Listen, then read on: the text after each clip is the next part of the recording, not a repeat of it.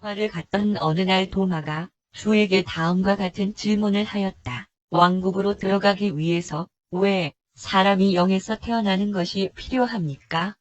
다시 태어남이 악한 자의 지배로부터 피하기 위해서 필요합니까? 주여, 악이란 무엇입니까? 예수가 이러한 질문들을 들으시고 도마에게 이렇게 대답하였다. 악한 자, 더 정확하게 말해서 사악한 자와 그 두 가지를 혼동하는 오류를 하지 말라. 너희가 악한 자라고 부르는 자는 이기심의 아들, 나의 아버지와 그의 충실한 아들들의 규칙에 대항하여 고의적인 반역을 알면서도 행했던 고위 관리자이다. 그러나 내가 이미 이러한 죄의 반역자들을 정복하였다. 너희의 마음속에서 아버지와 그리고 그의 우주를 향하는 이들 서로 다른 태도를 명확히 해두어라. 아버지의 뜻에 관계되는 다음과 같은 법칙들을 절대로 잊지 말아라. 악은 하느님의 뜻, 신성한 법칙을 무의식적이거나 의도하지 않고 위반하는 것을 말한다. 악은 아버지의 뜻을 따르는데 있어서의 불완전성을 재는 척도와 같은 것이다. 죄는 아버지의 뜻, 신성한 법칙을 의식적으로 알면서 그리고 고의적으로 위반하는 것을 말한다. 죄는 신성하게 이끌리고 영적으로 인도되는 것에 반항하고 있음을 재는 척도이다. 사악은 의지를 가지고 완고하게 그리고 끈질기게 하느님의 뜻, 신성한 법칙을 위반하는 것이다. 사악은 개인성의 생존에 대한 아버지의 사랑의 계획과 아들의 자비로운 구원의 사명활동에 대한 지속적인 거절의 정도를 재는 척도이다. 본성적으로 영으로 다시 태어나기 전에는 필사 사람은 선천적인 악한 경향에 지배되지만 습성의 그러한 본성적 불완전성은 죄도 또한 사악도 아니다. 필사 사람이 낙원 천국에 계시는 아버지의 완전성에 도달하기 위해 자신의 긴 상승 과정을 그곳으로부터 시작하게 되는 것이다. 본성적 자질에서 불완전하거나 또는 부분적이 되는 것이 죄가 되는 것이 아니다. 사람은 참으로 악에 속박되지만 어떤 의미에서도 자기가 알면서도 고의적으로 죄의 길과 사악의 일생을 선택하지 않는 한 결코 악의 자녀가 아니다. 악은 이 세상의 자연적 질서 안에 선천적으로 내재해 있지만 죄는 영적 빛에서 비천한 어두움으로 빠진 자들이 이 세상으로 가져온 의도적인 반역의 태도이다. 도마야, 너는 그리스인의 교리들과 페르시아인의 실수들 때문에 혼동되어 있다. 너는 사람이 완전한 아담으로부터 이 세상에서 시작해서 그 후 죄를 지음으로 빠르게 현재의 한심스러운 상태에 빠져 있다고 보기 때문에 악과 죄의 관계를 납득하지 못하고 있는 것이다. 그러나 너는 기록에서 어떻게 아담의 아들인 카인이 롯 땅으로 들어가서 거기에서 아내를 얻었는가를 드러내는 기록의 의미를 어찌하여 이해하기를 거절하느냐? 그리고 또한 하느님의 아들들이 사람의 딸들 중에서 아내를 삼았다는 기록의 의미에 대한 해석을 어찌하여 피하려고 하느냐? 사람들은 참으로 본성으로 악하지만 그러나 필연적인 죄가 있는 것은 아니다. 새로 태어남, 영에 의한 세례, 은악에서의 해방이 필수적이며 하늘 왕국에 들어가기 위해서도 필요한 것이지만 그러나 이러한 것의 아무것도 사람이 하느님의 자녀라는 사실에서 그 가치를 손상시킬 수 없다. 그리고 잠재적 악의 이선천적 현존이 사람으로 하여금 어떤 신비스러운 방법으로 하늘에 계신 아버지로부터 떨어져 나가게 만들어 이방인, 외국인 혹은 의붓자식이 되게 하였으며 그래서 그가 아버지에 대한 법적 양자권을 다시 어떤 식으로든지 구해야 한다는 것을 의미하는 것도 또한 아니다. 모든 그러한 사상들은 첫째로는 아버지에 대한 너희의 오해에서 왔고 둘째로는 사람의 기원, 본성, 운명에 대한 너희의 무지에서 온 것이다. 그리스인들과 다른 사람들은 너희에게 사람은 독실한 완전함에서 출발해서 계속하여 망각 혹은 파멸 쪽에 내리막길을 달려왔다고 가르쳤으나 나는 이제 사람들이 왕국에 들어감으로 인하여 그들이 확실하게 하느님께로 올라가고 있으며 신성한 완전성에 다다르고 있다는 것을 보여주기 위하여 왔다. 영원한 아버지의 뜻에 신성하고 영적 이상의 어떤 식으로든지 다다르지 못한 사람은 잠재적으로는 악하지만 그들은 어떤 의미에서도 죄를 범한 것이 아니며 사악은 더욱 아니다. 도마야, 성서에서 너희는 주님 너희 하느님의 자녀들이다. 내가 그의 아버지가 되겠고 그가 나의 아들이 될 것이다. 내가 그를 아들로 선택했으며 내가 그의 아버지가 될 것이다. 내 아들들을 먼 곳에서 데려오며 내 딸들을 땅 끝에서 오게 하고 내 이름에 의해 불림을 받는 자들도 나오게 할 것이니 이것은 내가 내 영광을 위하여 창조한 자들이기 때문이다. 너희는 살아 계신 하느님의 자녀들이다. 하느님의 영을 가진 자는 진정으로 하느님의 자녀들이다. 라는 기록을 읽어보지 못하였느냐? 자연적인 자녀에게 인간 아버지의 물질적 부분이 있는데 반하여 왕국의 모든 신앙의 자녀에게는 하늘 아버지의 영적 부분이 있다. 이 모든 것과 더 많은 것을 예수가 도마에게 말씀하였으며 그는 대부분을 이해하였다. 그러나 예수는 그에게 다른 사람들에게는 이러한 문제들에 관하여 내가 아버지께로 돌아가기 전까지는 말하지 말라. 고 당부하였다. 그래서 도마는 이 대화를 주가 이 세상으로부터 떠나시기 전까지는 언급하지 않았다. 5. 고통의 의도. 정원에서 사적으로 상담하였던 다른 경우에 나다니엘이 예수께 물었다. 주여, 저는 왜 선생님께서 가리지 않고 누구든지 고치시기를 거절하는지 좀 납득이 가고 있긴 하지만 여전히 하늘에 계신 사랑의 아버지께서 어찌하여 이 세상에 그렇게 많은 자녀들에게 그렇게 많은 고통을 겪게 하는지에 대하여 납득하기가 정말 난처합니다. 주가 나다니엘에게 다음의 말로 대답하였다. 나다니엘아, 이 세상의 자연 질서가 얼마나 여러 번 특정한 반역자들의 죄 많은 모험들로 인하여 망쳐졌는지 내가 이해하지 못하기 때문에 너나 다른 많은 사람들이 그렇게 혼동을 겪는다. 그래서 내가 이러한 것들을 질서 있게 확립하는 것이 시작되도록 온 것이다. 우주 안에 있는 이 지역을 이전의 길로 회복시키고 사람인 자녀들을 죄와 반역에 추가된 부담으로부터 해방시키기 위해서는 많은 세월이 필요하다. 악의 현존 하나만으로도 사람의 상승을 위한 충분한 시험이다. 죄는 생존의 필수적인 것이 아니다.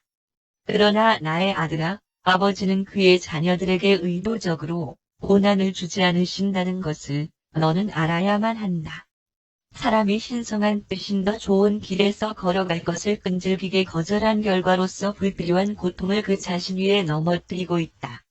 고통은 악 속에 잠재되어 있다. 그러나 그것의 많은 것이 죄와 사악에 의해 생겨나온 것이다.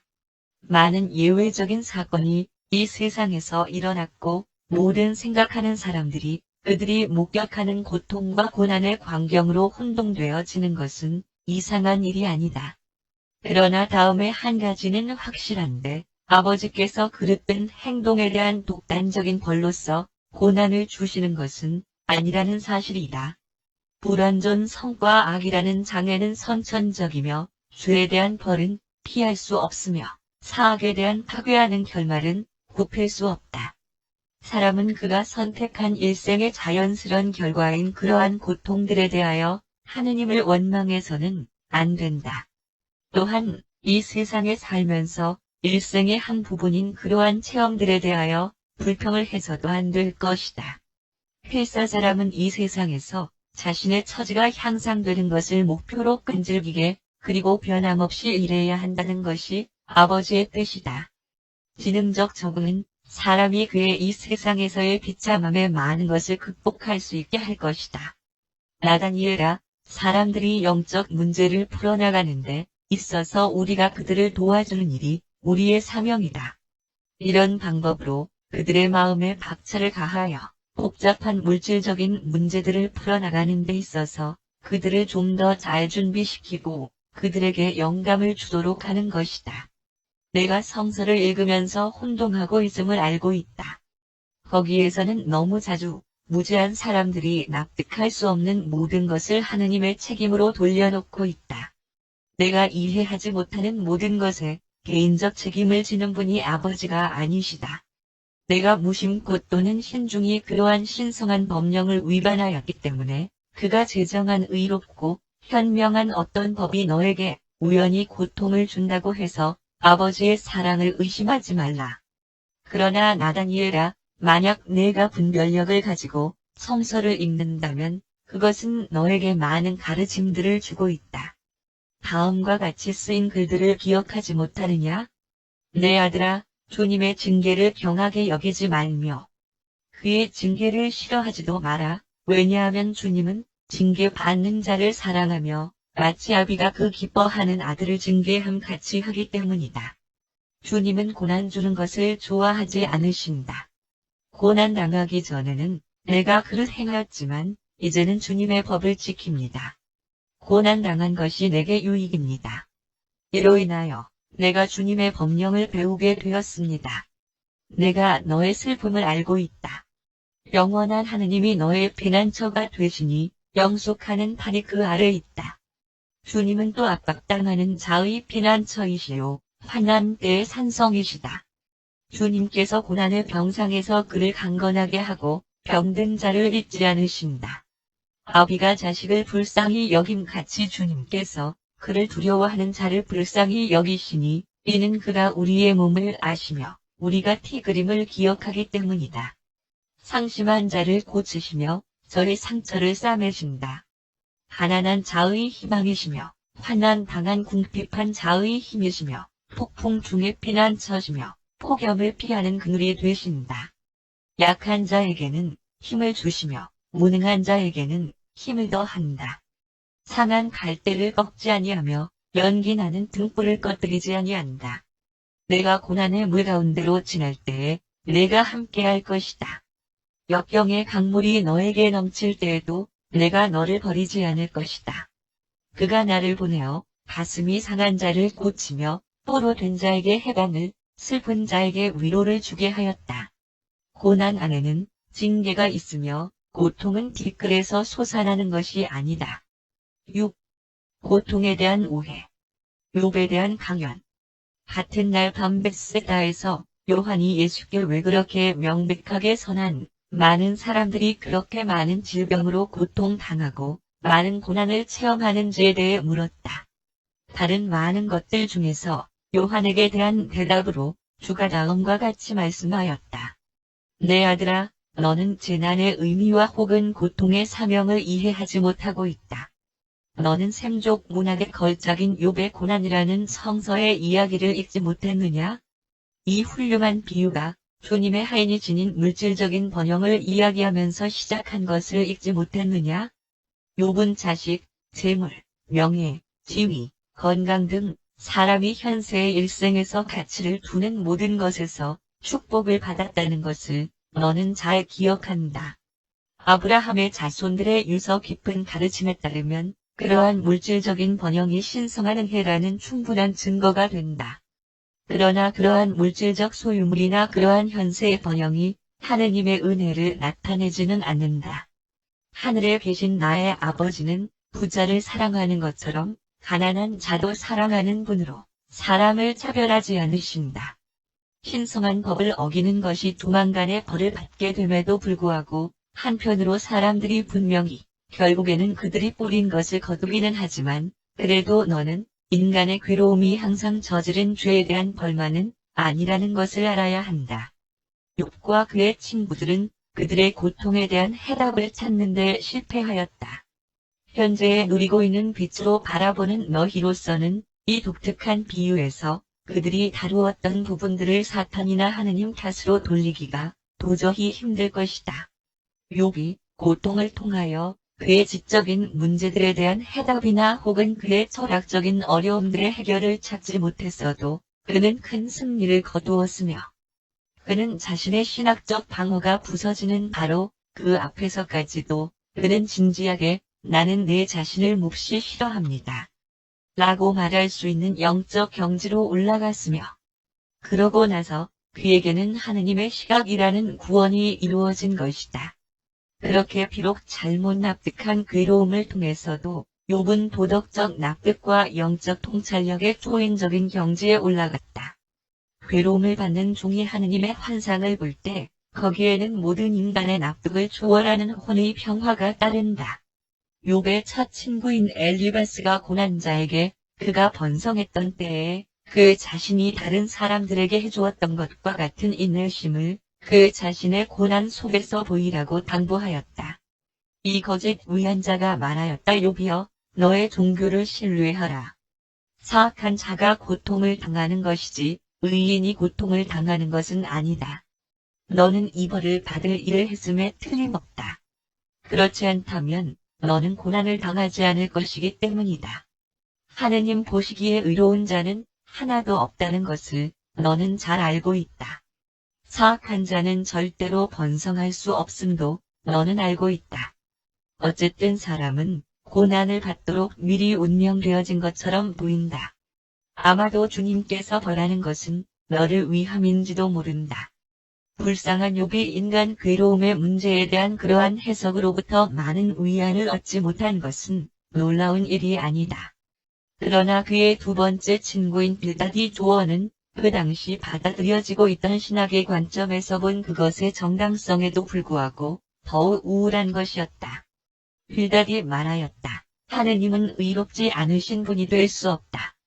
너희의 자식들이 죽은 것은 그들이 죄인이었음에 틀림없다. 너는 어떤 실수를 저질렀음이 분명하다. 그렇지 않고서야 내가 그렇게 고난을 당할 리가 없을 것이다. 만약 내가 진정으로 의롭다면 하느님은 분명히 너의 고난으로부터 너를 구할 것이다. 전능자는 단지 악한 자만을 없앤다는 것을 너는 하느님이 사람을 다루신 역사로부터 배워야 할 것이다. 그러고 나서 어떻게 욥이 그의 친구들에게 대답했는지를 너는 기억한다. 그는 말하였다. 하느님이 도움을 청하는 나의 외침을 듣지 않으신다는 것을 나는 잘 알고 있다. 어떻게 하느님이 의로우시며 동시에 그렇게 나의 무죄를 모른 척할 수 있으신가? 내가 전능자에게 호소해도 아무 만족도 얻을 수 없음을 알게 되었다. 선한 자가 악한 자에 의해 처벌을 받는 것을 하느님께서 그냥 내버려 두신다는 것을 너희는 식별할 수 없겠느냐? 그리고 사람이 그렇게 악한데 전능한 하느님의 손에서 어떤 것을 우연이라도 배려받기를 바라겠느냐? 하느님께서 오늘의 나를 만드셨고 그분이 그렇게 나를 버리셨으니 나는 막을 재간이 없다. 어찌하여 하느님이 이러한 비참한 상태에서 고통을 받도록 나를 만드셨단 말이냐? 그리고 그의 친구들의 조언과 그 자신의 마음을 차지했던 하느님에 대한 실수를 저지르는 관념에 비추어 볼 때 누가 욥의 태도에 도전할 수 있는가?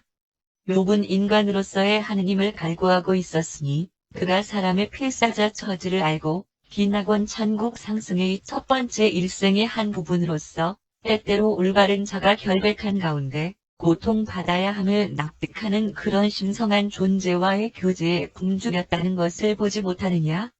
그런 까닭으로 인하여 사람의 아들이 이제부터 욥의 고통을 참아내도록 시달리고 있다고 호소할 수밖에 없는 저들 모든 이를 위로하고 구조할 수 있도록 육신을 입고 그렇게 일생을 살아가기 위하여 아버지로부터 내려왔다. 욥의 세 번째 친구 소팔은 그보다 더 위로가 안 되는 말을 이렇게 하였다. 내가 그렇게 고난을 당하는 것을 뻔히 보이는데 자신이 올바르다고 주장하는 내가 어리석다. 그러나 하느님의 길을 이해하기 불가능하다는 것을 나는 인정한다. 아마도 너의 모든 비극에는 어떤 감추어진 목적이 있는지도 모르겠다. 그리고 세 친구 모두의 이야기를 듣고 나서 욥은 여인에게서 난 사람은 목숨이 길지 않고 어려움이 가득하다. 는 사실을 탄원하면서 하느님께 직접 도움을 간청하였다. 그러고 나서 그의 친구들과의 두 번째 상담이 시작되었다.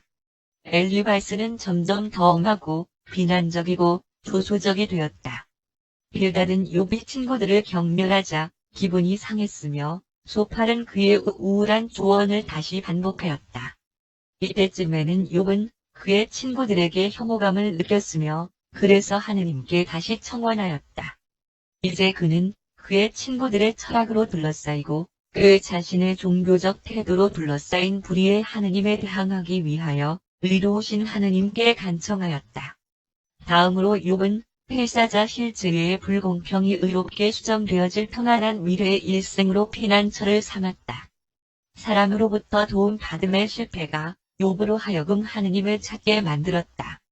그런 후에 그의 가슴 속에서 신앙과 의심의 큰 갈등이 뒤따랐다. 마침내 괴로움의 인간은 생명의 빛을 보기 시작하였으며 그의 고통받은 혼이 희망과 용기의 새로운 높이로 올라갔다.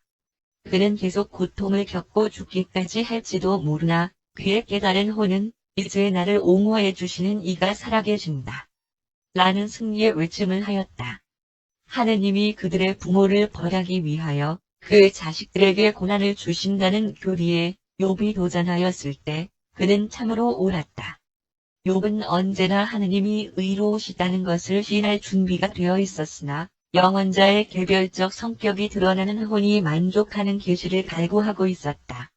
그리고 이것이 이 세상에서의 우리의 사명이다.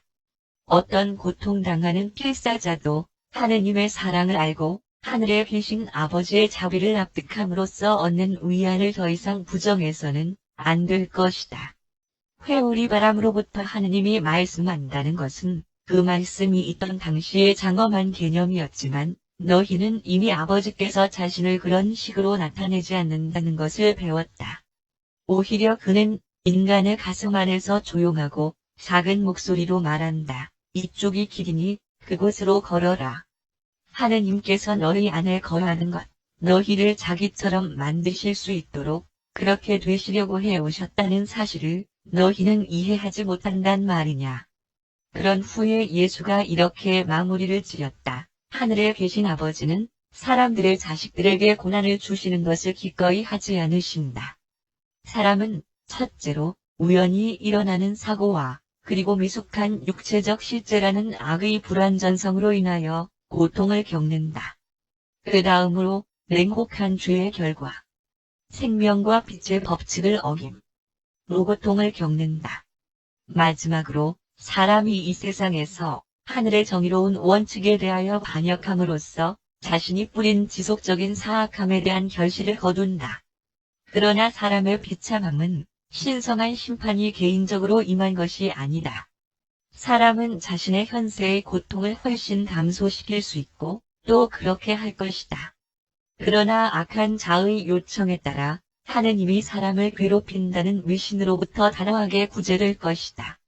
하느님에 대한 얼마나 많은 그릇된 관념들이 선한 사람에게까지도 정직하게 받아들여졌는지를 발견하기 위하여 욥기를 읽어보라.